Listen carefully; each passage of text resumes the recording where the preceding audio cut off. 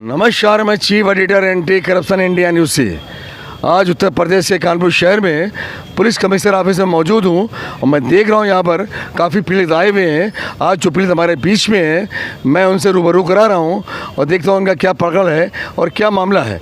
जैसा मैं देख रहा हूँ, हमारे बीच एक अधिवक्ता भी हैं जो पीड़ित के साथ आए हुए हैं, जो कानपुर के वरिष्ठ अधिवक्ता हैं धर्मेश शर्मा जी। मैं उनसे रूबरू हो रहा हूँ और इस प्रकरण की जानकारी लेता हूँ। जी, ये बताइए कि आज मैं देख रहा हूँ आप यहाँ उपस्थित हैं कमिश्नर ऑफिस में और आपके साथ एक पीड़िता भी मौजूद है। इनका क्या प्रकरण है, क्या मामला है और क्या कार्रवाई करवा रहे हैं? ये बबली नाम की एक महिला है और इनके पति जो हैं वो हरिजन हैं। इन लोगों के इनका एक दुकान है गंगा बैराज में। गंगा बैराज में दाल बाटी का काम करती हैं। तो इनके साथ कुछ अज्ञात वहाँ के दमंग लोग निषाद हैं, जो बिल्कुल गुंडे टाइप के लोग हैं। इनके खिलाफ़ इन्होंने प्रार्थना पत्र दिया था कमिश्नर महोदय को। जो संजय निषाद हैं, गुड्डू निषाद हैं, गोपी निषाद हैं, शंकर निषाद हैं और 15 लोगों के विरुद्ध बबली ने प्रार्थना पत्र दिया कि इन लोगों ने इनकी दुकान पे कब्जा कर लिया और कब्जा करके तोड़फोड़ कर ली और काफ़ी मारा पीटा। लेकिन पुलिस उनसे मिली हुई थी, इनकी रिपोर्ट नहीं लिखी गई थी। बाद में आकर के, क्योंकि इनके बेटे को चोट आई, सर फट गया था और बबली को काफ़ी चोटें आई थी, इनके पति को काफ़ी चोटें आई थी, सबकी फ़ोटो वगैरह लगाई गई। तब उसके बाद जा कर के पूरी जांच हुई। जांच होने के बाद 1.5 महीने बाद इनका प्रकरण लिखा गया, उसमें इनका मुकदमा चलता रहा। फिर जिस तरह ये अवगत करा रहे हैं हमारे कानपुर के वरिष्ठ अधिवक्ता धर्मेश जी बता रहे हैं, जिस तरह से इनका शोषण हो रहा है इनके क्लाइंट का, और इनकी FIR भी नहीं लिखी गई थी। 1.5 महीने बाद इनकी FIR लिखी गई है और प्रकरण बड़ा गंभीर है। और मैं जानकारी कर रहा हूँ इसमें फर्दर आगे क्या एक्शन पुलिस विभाग का है वो भी जान लेता हूँ। आगे फर्दर क्या एक्शन पुलिस कार्रवाई हो रही है इससे अवगत कराएँ। अभी तक इसमें जो है चार्जशीट दाखिल नहीं हुई है और पुलिस बार बार इनको हरेसमेंट कर रही है। आपका कहना है, बबली का ये कहना है कि आज दिन मेरे घर पुलिस आती, कहते बयान दो बयान दो बयान दो। कई बार गई बयान देने के लिए और बच्चे इनके बयान दिया, पति ने जाके एफिडेविट के साथ बयान दिया जा करके। उसके बाद भी अभी तक चार्जशीट नहीं। 2 बार रिपोर्ट मंगाई गई अदालत से, उसके बाद भी एक ही विवेचना चल रही है। कौन सी विवेचना चल रही है ये समझ में नहीं आ रहा। ना ही उन्होंने आज तक, बल्कि ये मुलजिमान बैठे रहते हैं उन्हीं के पास।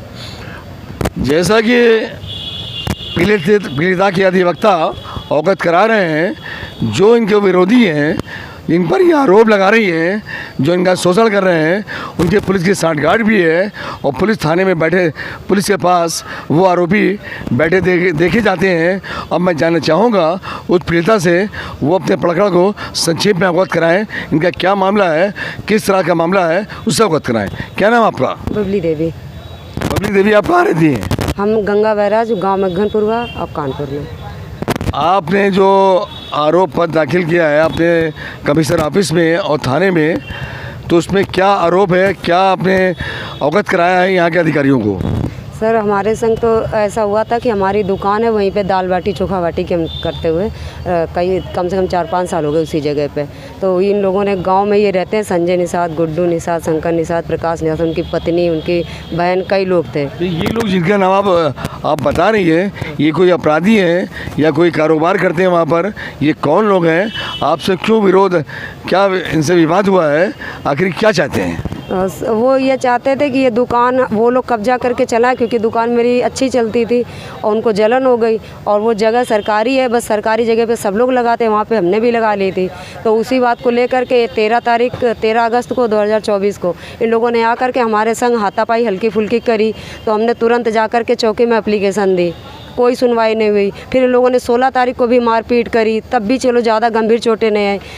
फिर भी गए देने एप्लीकेशन, फिर भी कोई कार्रवाई नहीं हुई। फिर इन लोगों ने 18 अगस्त को पूरे अच्छे से प्लान बना के 15-20 लड़के बाहर के बुला के, और ये शंकर निषाद, गुड्डू निषाद और संजय निषाद और ये गोपी निषाद, उनकी पूरा परिवार मिलके हमारे ऊपर एकदम अटैक करते। पहले तो मेरे पति को मारा, गले पे खड़े थे, आते थे उनको गाली। कोई चोटें भी आई या कोई मेडिकल भी हुआ? जी, मेडिकल भी हुआ। मेडिकल में भी हम लोगों का है, हमारे संग तो छेड़खानी भी करी थी, वो भी खरोच के निशान आए सर। आधार पे कोई FIR लॉन्च हुई आपकी? FIR तो हुई, लेकिन कोई कार्रवाई सर नहीं हुई, आज तक नहीं हुई। और हम बार बार वहाँ हमको बुलाया जाता है CO साहब के यहाँ कि आप आइए बयान दीजिए। जब हम बयान देने जाते हैं तो हमसे ये कहा जाता है कि तुम झूठ बोलती हो और तुम्हारे खिलाफ़ कार्रवाई होगी। जिस तरह पीड़िता अवगत करा रही है कि इसको थाने से न्याय नहीं मिल रहा है और पुलिस भी टॉर्चर कर रही है। आज ये कचहरी में अपनी अधिवक्ता से मिली हैं, अधिवक्ता ने इनकी कार्रवाई का आश्वासन दिया है और कमिश्नर से बात की है। अब मैं जानना चाहूँगा इनके अधिवक्ता से कि जो कार्रवाई करा है उस पर कार्रवाई के लिए क्या आदेश किया है यहाँ कमिश्नर ने, फर्दर आपकी क्या कार्रवाई है? कमिश्नर ने आदेश दिया कि जांच हम कराएंगे और जांच कराने के लिए उन्होंने लिख दिया है एसएचओ को, और जांच के नाम पर छलावा हो रहा है, केवल बस हरकाया जा रहा है, जैसा कि पीड़िता ने मुझको बताया। और उसको जो हरेसमेंट किया जा रहा है, अभी 2 दिन पहले 3 दिन पहले फिर पुलिस की ही साठ घाट से ही इन जहाँ पे ये किराए पे दुकान लेकर के लगा रही थी वहाँ फिर अटैक कर दिया गया अभी 3 दिन पहले। और जब ये अपनी एप्लीकेशन लेकर के गई और इनकी नहीं लिखी गई और बल्कि उन लोगों की एप्लीकेशन लेकर के हरेसमेंट किया जा रहा है। और आज भी कल पुलिस इनकी दुकान पर गई जो किराए की इन्होंने लेकर के लगाई, क्योंकि पेट पूजा तो करनी है। आपकी बात से ऐसा प्रतीत हो रहा है कि उन आरोपियों की पुलिस की साठगांठ है जिस कारण इनको न्याय नहीं मिल रहा है। फर्दर इनको न्याय यहाँ से नहीं मिलता है तो अगला स्टेप आपका क्या होगा? अगला स्टेप यही है कि एक ही बात है, बस पुलिस के पास जा सकते हो, क्या कर सकते हैं। दूसरी बात ये, न्यायालय में हम एप्लीकेशन दे करके 156 दिन मूव करेंगे और इसके अलावा कोई दूसरा रास्ता बचे ही नहीं संसार में। कहना है कि अगर एक मिनट में इनका कहना है अगर पुलिस द्वारा न्याय नहीं मिलता है मैं न्यायालय सभा में जाऊंगा और कोर्ट द्वारा मुकदमा लिखाऊंगा और उस पर कार्रवाई करूंगा। और मैं जानना चाहूँगा और क्या बताना चाहते हैं हमारे चैनल के माध्यम से। मैं इनकी बात को यहाँ के आला अधिकारियों को, यहाँ तक कि मुख्यमंत्री को अवगत कराऊंगा ताकि वो संज्ञान ले, इन पीड़ित को न्याय मिले। हाँ बताइए, क्या बताना चाहते हैं? बस इतना कहना चाहूँगी सरकार से, योगी जी से इतना कहूँगा, पुलिस को अधिकार देना बुरी बात नहीं, अच्छी बात है।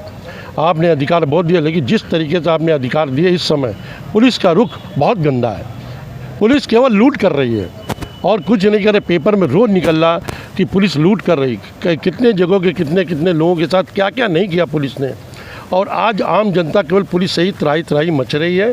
और पुलिस जो है न्याय दिलाने के बाद जो पीड़िता जाती है उसी को उल्टा हड़काया जाता, उसके साथ न्याय नहीं हो रहा है। अच्छा वकील, मैं आपसे बात पूछूंगा, ये इस टाइम प्रेजेंट टाइम यहाँ पे चल रहा है कमिश्नरेट कानपुर में, और इससे पूर्व में जब कमिश्नरेट नहीं था, जब में और में क्या डिफरेंस है? बहुत अंतर है। जब कमिश्नरेट नहीं था तो कम से कम नेताओं को बोलने का अधिकार होता था, जनता जाती थी वहाँ बातचीत करती थी, क्षेत्रीय लोग जाते थे बातचीत करते थे। आज किसी की हिम्मत नहीं वहाँ चला जाए थाने में, पुलिस लाठी लिए खड़ी रहती है, किसी को बोलने का मौका तक नहीं देती। पीड़िता जाता है, उसकी सुनी नहीं जाती, उसी को हड़का दिया जाता, उसी को घंटों बैठा ले रहते हैं और बेचारा वो इंजर्ड बैठा है घंटों, उसकी हालत ख़राब होती रहती। जहाँ मेडिकल कराओ जाके बाद में 2 घंटे बाद, 3 घंटे 4 घंटे बाद मेडिकल कराया जाता है। उसके बाद उसकी हालत जब बिगड़ जाती है कहते जाओ पहले इसका इलाज कराओ जाके, बाद में तुम्हारा मुकदमा लिखा जाएगा, और बाद में टाल दिया जाता है। जब कमिश्नरेट के बाद पुलिस का करप्शन बढ़ा है या घटा है? पुलिस का करप्शन बहुत ज़्यादा बढ़ गया। ये तो थाने में पुलिस या कितने तो दरोगा रिश्वत लेते हुए जेल गए हैं, कानपुर में ही कितने गए हैं। और ये कमिश्नर साहब स्वयं जानते हैं कि क्या हो रहा है, पुलिस क्या कर रही है। अब बाकी योगी सरकार, जैसा कि मैं देख रहा हूँ कि अधिवक्ता यहाँ धर्मेश शर्मा जी अवगत करा रहे हैं पुलिस की गतिविधियाँ। इनका कहना है करप्शन बढ़ता जा रहा है इस कमिश्नरेट के बाद से, और ये पुलिस बेलगाम हो गई है और पीड़ित को न्याय नहीं मिल रहा है। इसलिए आज इन्होंने अपने प्रकरण को अवगत कराया है हमारे चैनल के माध्यम से, और मैं अवगत कराऊंगा यहाँ के मुख्यमंत्री को, और मुख्यमंत्री जी इसमें संज्ञान लें और पुलिस को जो पावर दे रखे हैं उस पावर में कंट्रोल करें उसका, क्योंकि पुलिस दुरुपयोग कर रही है। इनका कहना दुरुपयोग ना करने पाए। वकील साहब कुछ बताना चाहते हैं, क्या बता रहे हैं? मैंने खुद एक एप्लीकेशन दी थी थाना चकेरी में अपने ही नाम से, और एक मुकदमा RK यादव जी हैं जिनका होटल बहुत बड़ा वहाँ। ये प्रकरण आप अपना बता रहे हैं? हाँ, मेरा अपना प्रकरण है। बार कई बार फ़ोन आए और मुझे उनसे 31,000 रुपये उन्होंने यादव जी ने होटल ने ले लिए थे।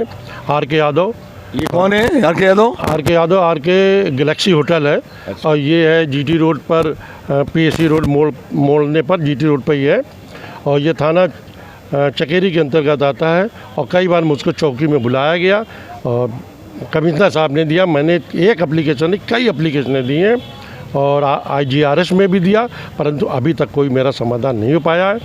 अंत में देखो भगवान भरोसे है, उनको पैसा मिलता है कि नहीं मिलता है।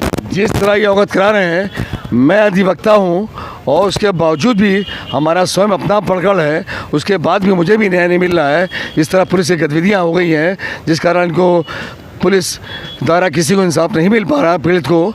आज इनका कहना है कि मैं अपनी बात को पहुंचाना चाहता हूं यहाँ के मुख्यमंत्री योगी आदित्यनाथ जी को, वो इस प्रकरण संज्ञान ले। ऐसे पुलिस अधिकारी जो भ्रष्टाचार में लिप्त हैं उनको जेल भेजा जाए, उनके खिलाफ कार्रवाई की जाए और पीड़ित के द्वारा एक कोई वहाँ से ऐसे आदेश पारित किए जाएँ, पुलिस की सुनवाई, पीड़ित की सुनवाई हो और इनको न्याय मिले। अब अगली अपडेट में किसी नए प्रकरण से अवगत कराएंगे। जब तक के लिए राष्ट्रीय अंतर्राष्ट्रीय खबरों से बने रहिए एंटी करप्शन इंडिया न्यूज़ के साथ। मैं chief editor Athar Hussain anti corruption से, साथ में कैमरामैन शाहिद अंसारी। नमस्कार, जय हिंद।